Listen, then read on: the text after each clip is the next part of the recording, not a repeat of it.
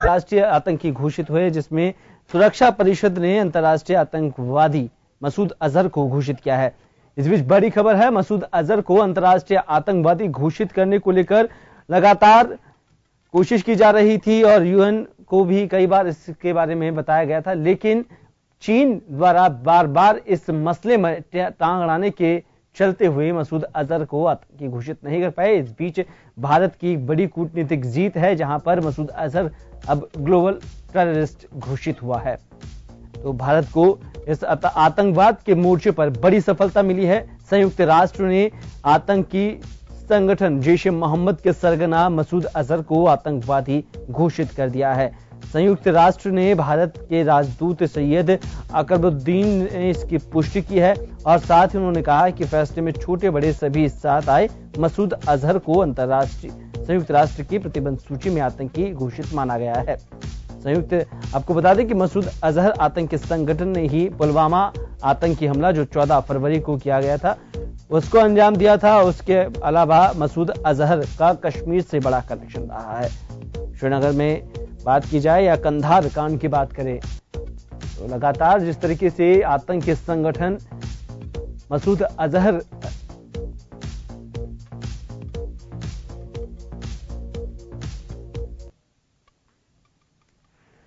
और इस पर ज्यादा अपडेट के लिए हमारे साथ जुड़ चुके हैं करमवीर सिंह जी, जो विदेश मामलों के जानकार है। जी करमवीर जी, बहुत बहुत शुक्रिया जन टीवी में आपसे जुड़ने के लिए।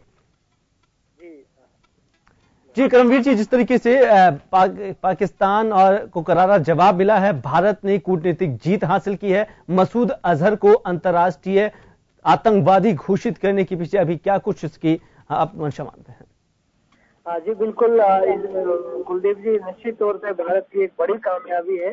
लंबे समय से भारत ये कोशिश कर रहा था कि मसूद अजहर को ग्लोबल टेररिस्ट वो घोषित किया जाए और ये इसका प्रस्ताव जो है वो यूएन के 1267 कमेटी के पास कई बार लाया भी गया। लेकिन जो कि चीन जो कि यूएन सिक्योरिटी काउंसिल का मेंबर भी है, परमानेंट मेंबर है, और उन्होंने इसमें एक टेक्निकल होल्ड लगाया हुआ था कि आतंकवाद की जो परिभाषा क्लियर नहीं है अभी इस तरह से लेकर के, और इसकी वजह से अटका हुआ था। लेकिन पिछले कुछ महीने से भारत का जो लगातार प्रेशर भी रहा और अदर जो यूएन के मेंबर्स हैं उसमें ब्रिटेन ने और फ्रांस ने खास तौर पे अमेरिका के साथ मिलकर के इस मुद्दे को आगे बढ़ाया और चीन को झुकना भी पड़ा इसके लिए, क्योंकि पूरे वैश्विक समुदाय का उसके ऊपर प्रेशर था। आप आतंकवाद को इस तरह की गतिविधियों में शामिल आदमी को लंबे समय तक नहीं बचा सकते हैं, वो चीन के लिए उतना ही खतरा है।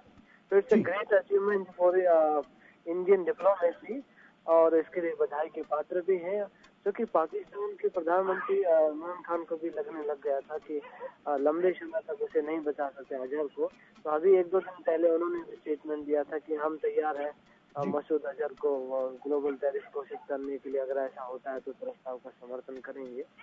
तो इंडिया का एक डिप्लोमेटिक व्यक्ति आप कह सकते हैं। एक सप्ताह पहले ही फॉरेन सेक्रेटरी विजय गोखले वो चाइना की विजिट पे गए। अदर यूएन के जो सिक्योरिटी काउंसिल के मेंबर हैं उनके साथ विषय लगातार संपर्क में रहे और विश्व भ्रातृ ने भी हमारा साथ दिया इस मुद्दे पर। तो फाइनली एक भारत ने जीत हासिल की है, क्योंकि इसका संगठन जैसे मोहम्मद पहले से ही ग्लोबल टेररिस्ट ऑर्गेनाइजेशन की सूची में शामिल है और मसूद अजहर को भी अब शामिल कर लिया गया है। तो ये भारत के लिए एक बड़ी जीत आप मान सकते हैं।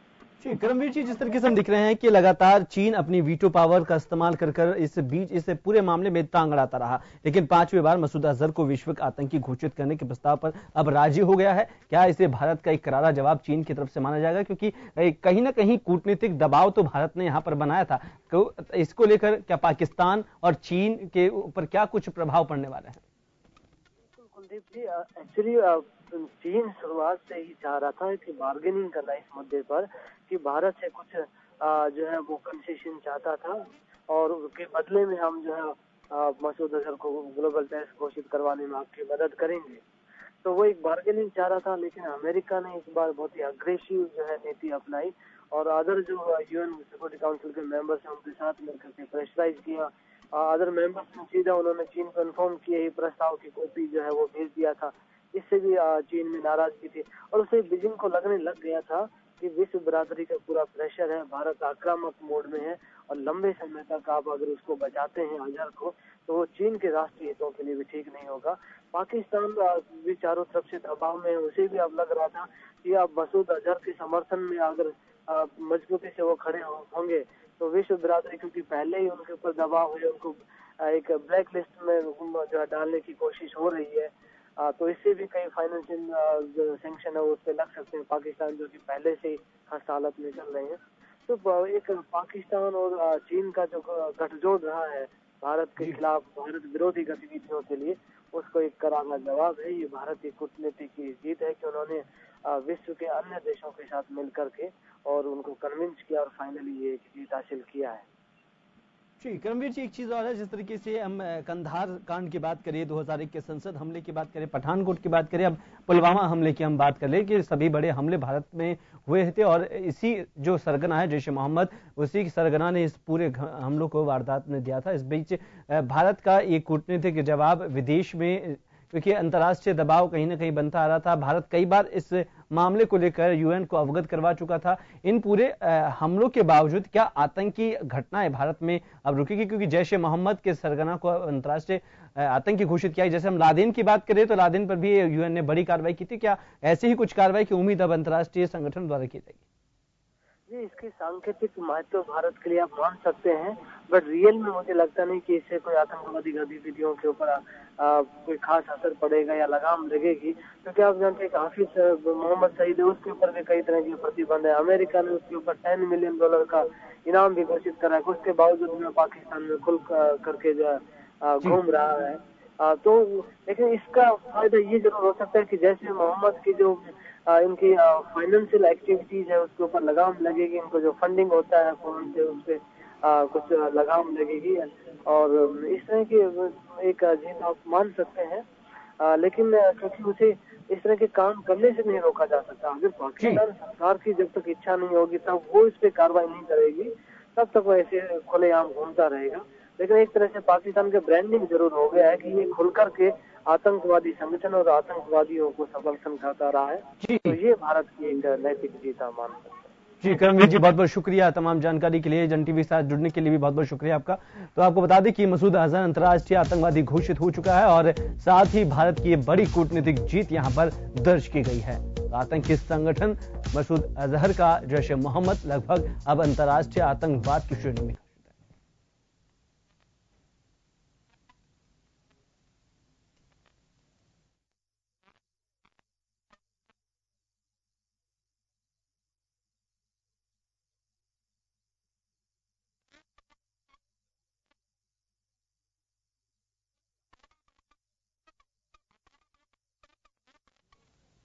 और फिलहाल लेते हैं छोटा सा ब्रेक के बाद जल्द हाजिर होंगे।